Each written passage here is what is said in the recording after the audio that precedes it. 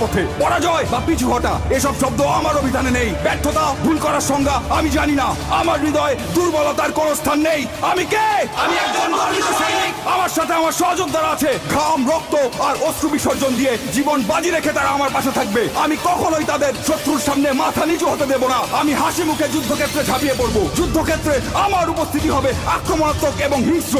শত্রু আমাকে দমিয়ে রাখতে পারবে না। আমি কে?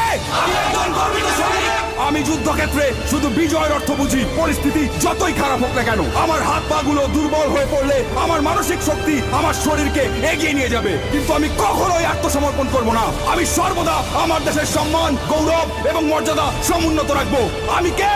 আমি বাংলা মায়ের একজন গর্বিত সৈনিক। দেশ আমাকে স্মরণ করবে, ইতিহাস আমাকে স্মরণ করবে। আমি কে? আমি একজন গর্বিত সৈনিক। আমি কে? আমি একজন গর্বিত সৈনিক। আমি কে? আমি একজন গর্বিত সৈনিক।